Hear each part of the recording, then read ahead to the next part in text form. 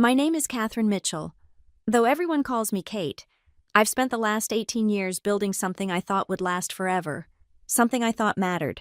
But it only took 3 minutes for Richard Langford to tear it all down with 2 words: too expensive. I still remember the morning it happened.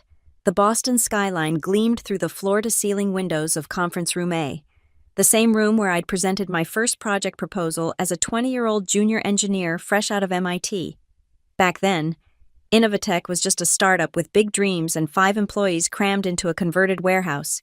Now, we occupied 3 floors of prime downtown real estate, employed over 200 people, and managed critical infrastructure for some of the biggest names in healthcare. I'd built most of it.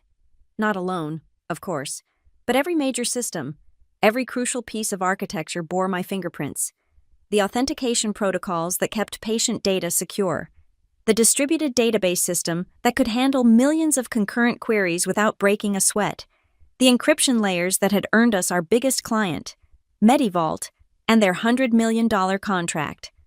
"Kate, thanks for coming," Richard said, not looking up from his laptop as I entered the conference room. He'd been with the company for exactly 43 days. I knew because I'd been counting since the acquisition. Global Solutions had swooped in 6 months ago, promising to take Innovatech to the next level. What they'd really meant was they'd gut us like a fish and sell the pieces to the highest bidder. Richard was their hatchet man, brought in to optimize operations and streamline redundancies. In my world, we had a simpler term for what he did: destruction. Richard. I kept my voice neutral as I took a seat across from him. He was younger than me by at least 5 years, with the kind of aggressive confidence that came from an MBA and a complete lack of understanding about how things actually worked. "I'll cut to the chase," he said, finally meeting my eyes. "We're restructuring the engineering department. Your position is being eliminated." The words hung in the air between us. Outside, Boston continued its morning rush, oblivious to the fact that my world had just tilted off its axis. "I'm sorry," I heard myself say, though sorry was the last thing I felt. Confused, maybe, angry, definitely, but not sorry. "It's nothing personal," Richard continued, sliding a folder across the table. "You're simply too expensive to retain. Your salary alone could fund 3 junior developers. In this economic climate, we need to be more efficient." Too expensive. After 18 years of 60-hour weeks, of canceled vacations to fix critical bugs, of building the very foundation this company stood on, I was being reduced to a line item on a spreadsheet. "The systems I've built generate millions in revenue," I said, fighting to keep my voice steady. "The MediVault contract alone can be maintained by our new hires," Richard interrupted. "We've already brought in a team of recent graduates, bright kids, very eager. They'll do just fine." Just fine. I thought of the authentication system's complexity, the hundreds of edge cases I'd handled over the years, the undocumented workarounds that kept everything running smoothly. I thought of the integration points that existed only in my head because we'd never had time to properly document them during the startup years. When I asked, "Effective immediately. Security will escort you out once you've signed the paperwork. We'll need your badge, laptop, and any company property." 18 years, reduced to a cardboard box and a security escort. I signed the papers in silence, my hand surprisingly steady. Richard had already moved on to his next email, dismissing me before I'd even left the room. As I walked back to my former office, I passed Derek in the hallway, my lead architect, my friend, my right hand for the past decade. His face told me he already knew. "Kate, Not here," I said quietly. "They're probably already monitoring our communications." He nodded, understanding immediately. That was the thing about working with someone for so long. You didn't need words to communicate. A look, a gesture, and entire conversations could pass between you. I packed my things under the watchful eye of a security guard who looked barely old enough to shave. A few personal items, nothing more. My real work, my legacy, lived in the code repositories and system architectures that I was now locked out of. "Ma'am, I need your badge," the guard said as we reached the lobby. I unclipped it from my jacket, running my thumb over the worn plastic one last time. Catherine Mitchell, Director of Engineering. Such a small thing to represent such a large part of my life. The December air hit me like a slap as I stepped outside. My box of possessions clutched against my chest. Around me, Boston hustled forward, indifferent to my personal catastrophe. I stood there for a moment, looking up at the building I'd helped grow from nothing. Somewhere up there, Richard was probably already calculating how much money he'd saved. He had no idea what he'd just cost himself. The walk to my car was a blur. The drive home, even more so. I lived in a modest 2-bedroom in Brookline, close enough to the office that I'd often walk to work during late-night emergencies. The mortgage payments that had seemed so reasonable on my director's salary suddenly loomed large in my mind. I set the box on my kitchen counter and stared at it. 18 years. Condensed into a space smaller than a microwave. My phone buzzed. Derek. Jesus, Kate, I can't believe they did this to you. How's the team taking it? I asked, pouring myself a generous glass of wine despite it being barely noon. Stephanie broke down crying. Marcus threw his keyboard across the room. The new kids Richard hired are walking around like they won the lottery, completely oblivious to what they've actually inherited. The authentication system. I know, Derek interrupted. I've already fielded 3 questions about it. Questions you could answer in your sleep, but that'll take me hours to figure out. Kate, this place is going to implode without you. Part of me wanted that to be true, the petty, vindictive part that was still reeling from being called too expensive. But the larger part, the part that had poured my soul into building those systems, hoped Derek was wrong. I didn't want my legacy to be destruction, even if it would prove my worth. Take care of them, I said. The team, they're going to need you now more than ever. What about you? What are you going to do? It was a good question. What does one do after being unceremoniously ejected from the company they'd helped build? Update LinkedIn dust off the resume. Pretend that 18 years of institutional knowledge could be condensed into bullet points. I'll figure it out, I said, with more confidence than I felt. After we hung up, I sat in my kitchen and let the reality wash over me. 43 years old, suddenly unemployed, with a mortgage, car payment, and about 6 months of savings if I was careful. The tech industry was notorious for its ageism, and I'd just been labeled too expensive by my own company. The prospects weren't exactly bright. I spent the rest of the day in a fog. Anger, hurt, and fear cycled through me in waves. I'd given Innovatech everything, missed birthdays, postponed relationships, sacrificed so much on the altar of building something meaningful. And for what? To be discarded the moment some MBA decided I wasn't cost-effective. That night, I updated my resume for the first time in nearly 2 decades. It felt like writing my own obituary. How did you capture 18 years of blood, sweat, and code in 2 pages? How did you explain that you weren't just a developer or a manager, but the institutional memory of an entire organization? The next morning, I woke to 37 LinkedIn notifications. Word traveled fast in the Boston tech scene. Messages of support, shock, and thinly veiled recruitment attempts filled my inbox. I responded to them all with the same diplomatic message about being excited for new opportunities and looking forward to the next chapter. What I really wanted to say was that I felt gutted, that I'd been naive to think loyalty and expertise meant anything in the face of a balance sheet, that Richard Langford was an idiot who wouldn't recognize real value if it bit him in his MBA. But I didn't say any of that. Instead, I put on my best interview suit and started making the rounds. The first interview was with a startup in Cambridge. They loved my experience, right up until they heard my salary expectations. That's quite a bit more than we budgeted for this role, the 20-something founder said, trying not to look uncomfortable. It's actually 20% less than I was making, I replied. Right, well, we're really looking for someone who's hungry.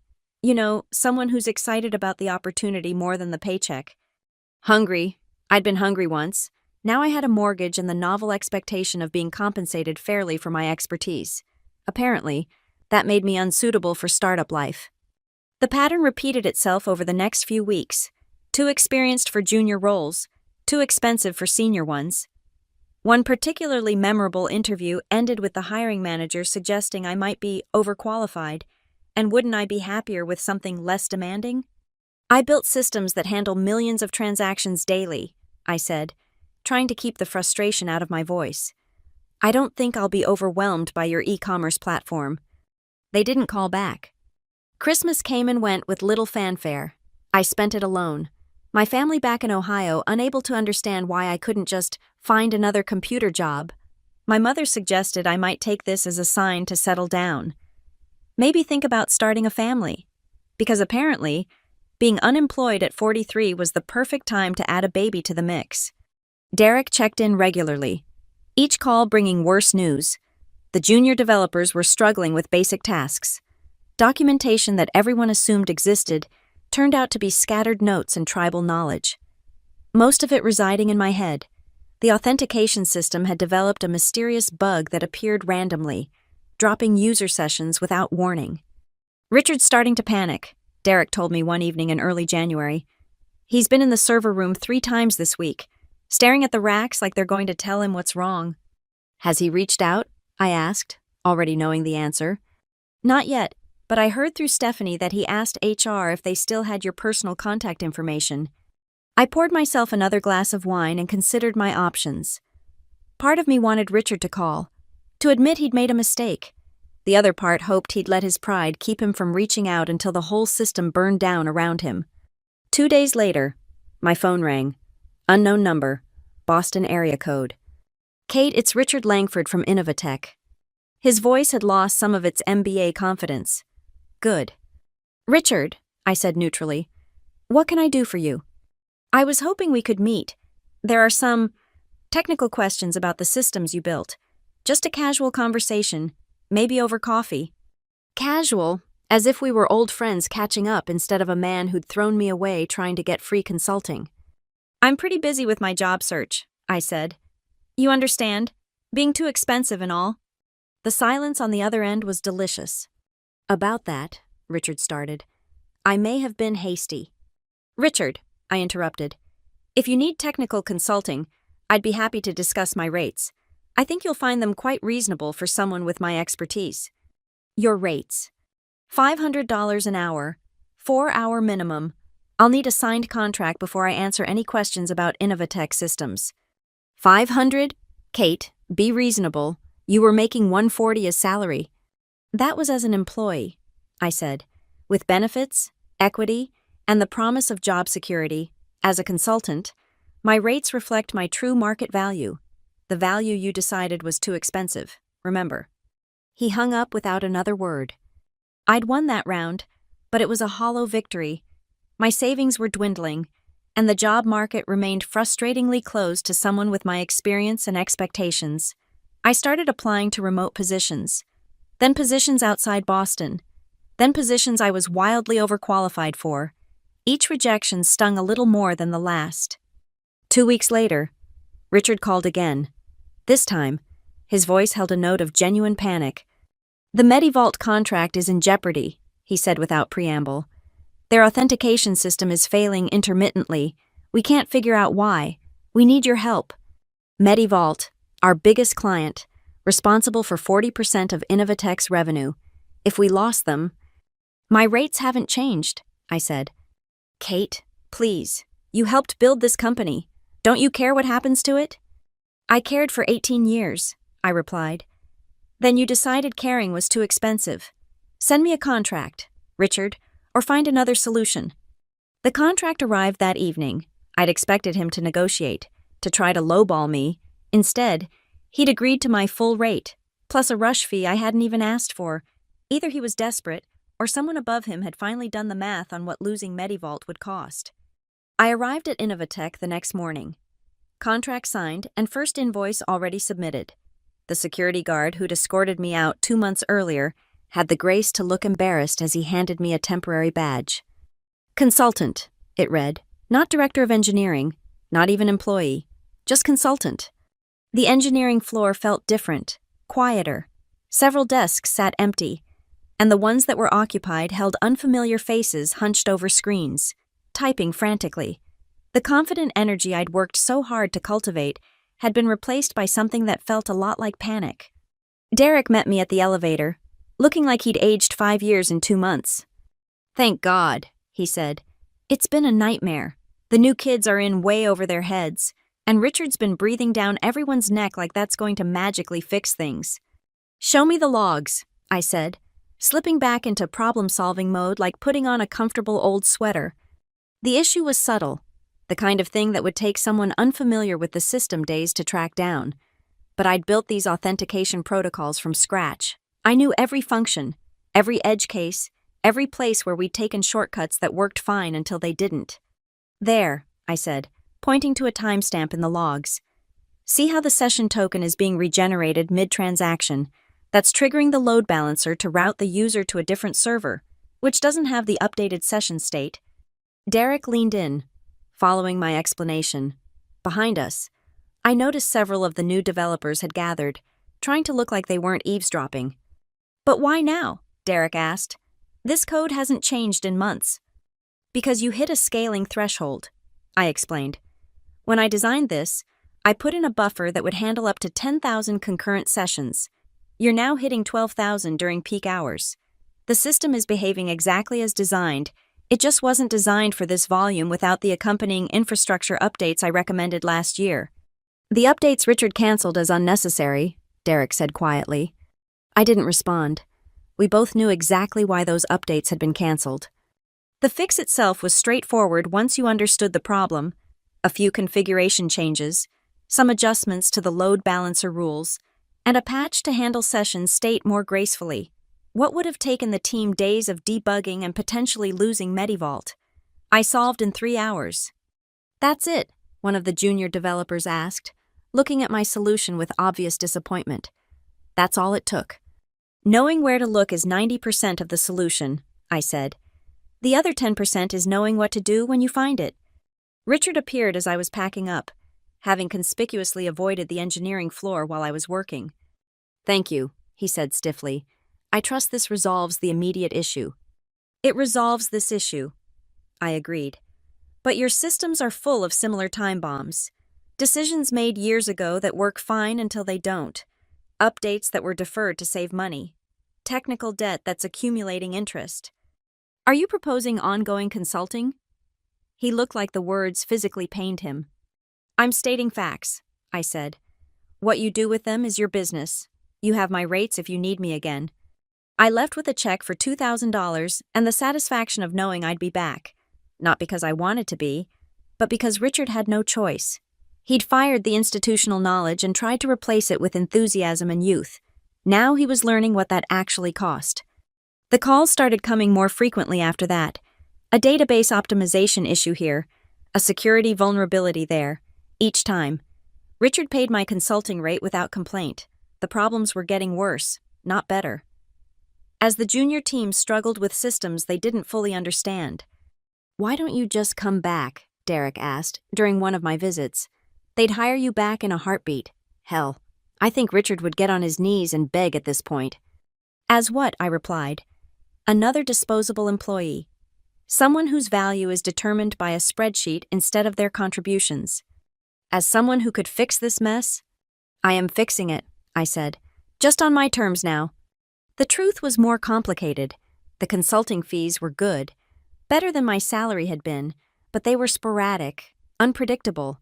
I was essentially being paid to be Innovatech's emergency service, swooping in when things broke badly enough that Richard had no choice but to call. It wasn't sustainable, and we both knew it. The breaking point came in March.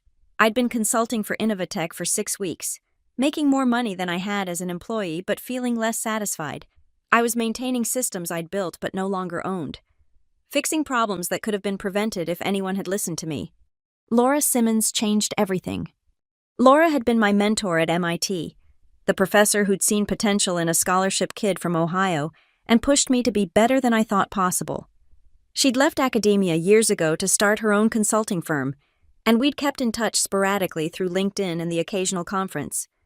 Kate Mitchell, she said when I answered her call. I hear you're doing some consulting these days. News travels fast, I said. Especially when it involves one of my former students being spectacularly undervalued. Coffee, I'm in Boston for a conference. We met at a small cafe in Back Bay, the kind of place where serious conversations happened over overpriced lattes. Laura looked exactly the same as she had 20 years ago, silver hair pulled back in an elegant bun. sharp eyes that missed nothing. "Tell me everything," she said. So I did, the whole story. From the acquisition to the firing to my current status as Innovatech's highly paid Band-Aid. "You're thinking too small," Laura said when I finished. "You're so focused on what you lost that you're not seeing what you've gained. A precarious income and a bruised ego. Freedom," she corrected, "and leverage. Do you know how many companies are in the same position as Innovatech? They've cut their experienced staff to save money, and now they're drowning in technical debt they don't understand. You're not just a consultant. Kate, you're a specialist in a field that's about to explode. I fix mistakes made by cost-cutting MBAs. You rescue mission-critical systems from the consequences of short-term thinking," Laura said. "There's a difference. One is reactive. The other is a business model." She was right. I'd been so focused on my anger at Richard, my frustration with Innovatech, that I hadn't seen the opportunity sitting right in front of me. "Mitchell Engineering Consultants," I said, trying out the name. "Specializing in legacy system recovery and technical debt management. Now you're thinking like a CEO instead of an employee." Laura smiled. "I know at least 3 companies that could use your services right now. Real contracts, not emergency calls. Interested." I was more than interested. I was energized in a way I hadn't been since the early days at Innovatech. This wasn't just about surviving anymore. It was about building something new. Something that couldn't be taken away by someone who thought experience was too expensive. I incorporated the following week. Mitchell Engineering Consultants, LLC, just me, a laptop, and 18 years of hard-won expertise. My first client wasn't Innovatech, it was one of Laura's referrals. A healthcare startup that had inherited a codebase from a defunct competitor and couldn't make heads or tails of it. The previous team left no documentation, the CTO explained during our initial meeting. "We're basically flying blind." "Documentation is often the first casualty of aggressive timelines," I said. "Let me take a look." It was a mess, but it was a familiar mess. The same patterns I'd seen a dozen times before, brilliant solutions hampered by poor communication, shortcuts that made sense in context but became landmines later, systems held together by digital duct tape and prayer. I charged them my full rate and delivered a comprehensive analysis in a week. Not just what was wrong, but why it was wrong and how to fix it. More importantly, I taught their team how to recognize similar issues in the future. "You're not just fixing our problems," the CTO said as we wrapped up. "You're teaching us how to think about them differently." "That's the idea," I said. "Anyone can put out fires. I'm trying to show you where to install the smoke detectors." Word spread. Laura's introduction opened doors, but my work opened more. Companies that had undergone aggressive cost-cutting found themselves with systems they didn't understand and problems they couldn't solve. They needed someone who could bridge the gap between what was built and what was documented, between what worked and what was supposed to work. Richard called less frequently as spring arrived. When he did, his tone had shifted from panic to resignation. "We need to do a full security audit," he said during one call. "Medivault is requiring it for contract renewal." "I can schedule you in for late May," I said, checking my calendar. It was April, and I was booked solid. "May Kate, we need this done by the end of April or we lose the contract. I might be able to squeeze in a few hours next week, but a full audit. That's at least 40 hours of work, and I'm committed to other clients." Other clients. The surprise in his voice was gratifying. He'd assumed I'd always be available, ready to drop everything when Innovatech needed me. The idea that I might have moved on, built something beyond them, hadn't occurred to him. "I run a consulting firm now," I said. "Innovatech is an important client, but not my only one. If you need priority scheduling, we can discuss an ongoing retainer agreement." "How much?" I named a figure that would have seemed impossible 6 months ago. Richard didn't even try to negotiate. "Send me the contract," he said quietly. The security audit revealed what I'd expected: numerous vulnerabilities that had been introduced by quick fixes and inexperienced developers. Some were minor, others potentially catastrophic. I documented everything meticulously, providing not just a list of problems, but a roadmap for fixing them. "This is going to cost a fortune to fix," Richard said, reviewing my report. "Less than losing Medivault," I pointed out, "and significantly less than a data breach would cost." He couldn't argue with that. The board couldn't argue with that. Slowly, reluctantly, Innovatech was learning the true cost of treating experience as expendable. By summer, Mitchell engineering consultants had grown beyond what I'd imagined. I'd hired 2 senior engineers, both victims of similar cost optimizations at their previous companies. We specialized in the unglamorous but essential work of understanding and fixing systems that companies had allowed to decay. "We're like digital archaeologists," Marcus said during a team meeting. I'd hired him away from Innovatech after Richard had demoted him to make room for cheaper talent. Digging through layers of code to understand ancient civilizations. "Except the civilizations are still running production systems," Stephanie added. She'd lasted another month at Innovatech after I left before the stress and lack of support drove her out. Now she was my lead consultant, billing out at rates that made her old salary look like pocket change. The irony wasn't lost on any of us. Richard had tried to save money by cutting expensive senior engineers. Instead, he'd created a market for our expertise, one where we could charge consulting rates that dwarfed our old salaries. Derek finally called in August. "I'm done," he said without preamble. 10 years I've been here, and for what? To watch everything we built get dismantled by people who don't understand it. What are you going to do? I was hoping you might have some ideas about that. I hired him on the spot, not just because he was brilliant, though he was, not just because I trusted him, though I did, but because Derek understood something fundamental that Richard and his ilk never would. The value of systems wasn't in the code, but in the knowledge of how and why they were built. With Derek on board, we could take on larger projects, full system overhauls, not just emergency fixes. Companies started coming to us proactively, recognizing that the technical debt they'd accumulated was a ticking time bomb. "We need help," they'd say. "Our last CTO cut all the senior staff, and now we don't understand our own systems." It was the same story everywhere. Some executive with a spreadsheet had decided that experience was a luxury they couldn't afford. 6 months later, they were paying consultants 5 times as much to fix problems that never should have existed. Richard and I developed an oddly professional relationship through it all. He paid his invoices promptly, scheduled regular check-ins, and never once acknowledged the elephant in the room that he'd created this situation through his own short-sightedness.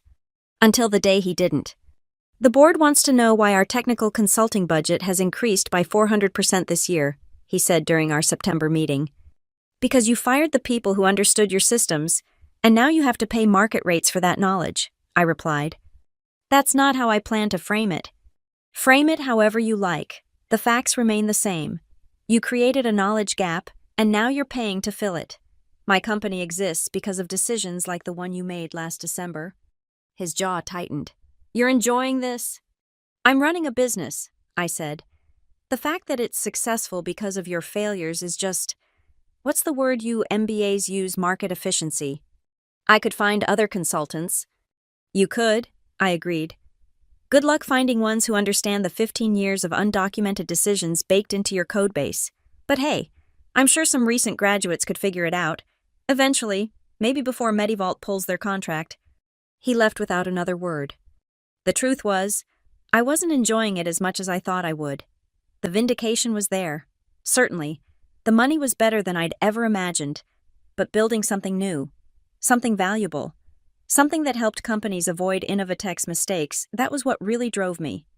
We published white papers on technical debt management. I spoke at conferences about the hidden costs of treating engineers as interchangeable parts.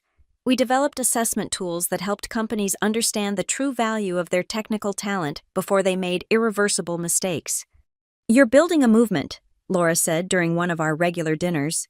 "It's not just about fixing broken systems anymore. You're changing how companies think about technical talent." "Someone has to," I said. "The Richards of the world aren't going to figure it out on their own."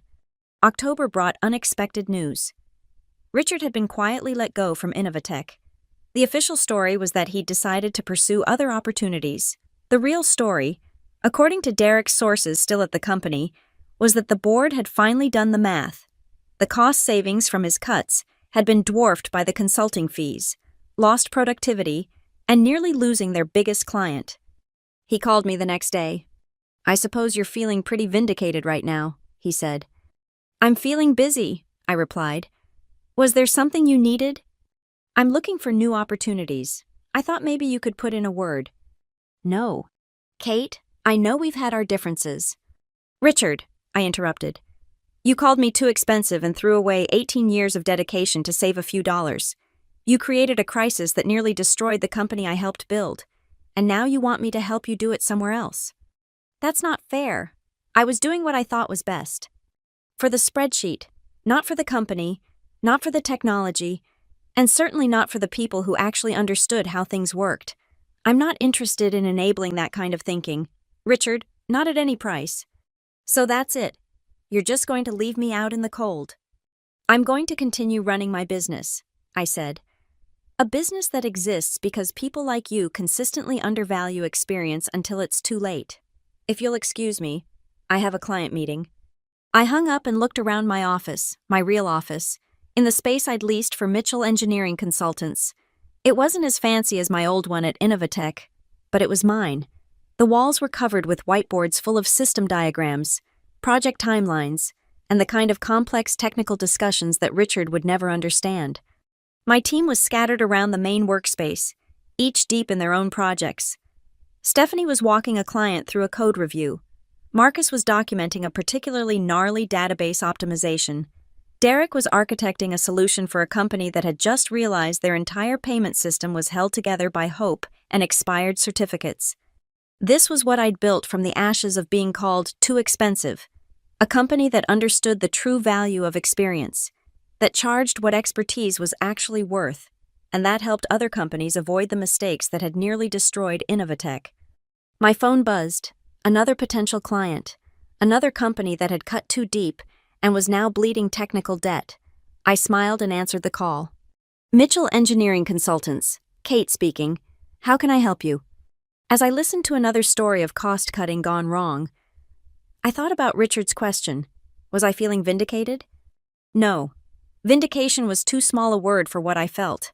I'd been knocked down, written off, told I was worth less than 3 fresh graduates who didn't know a load balancer from a lunchbox. I'd taken that rejection and built something better, something that couldn't be destroyed by the next executive with a cost-cutting mandate. I wasn't vindicated, I was victorious. The client on the phone was explaining their problem, a legacy system that no one understood, documentation that didn't exist, and a looming deadline that threatened their entire business model. It was a familiar story, one I'd heard dozens of times now. We can help, I said, already mentally assembling the team I'd assigned to the project. Let me tell you about our approach to legacy system recovery, SA. Outside my office window, Boston bustled with its usual energy. Somewhere out there, another executive was probably looking at a spreadsheet, deciding that their senior engineers were too expensive. Somewhere else, a company was discovering that expertise couldn't be replaced by enthusiasm and a lower salary. And here I sat, building a business on the foundation of a simple truth that Richard and his kind refused to understand. Experience has value. Real, quantifiable, impossible to replace value. You can call it too expensive if you want, but sooner or later, everyone pays the price.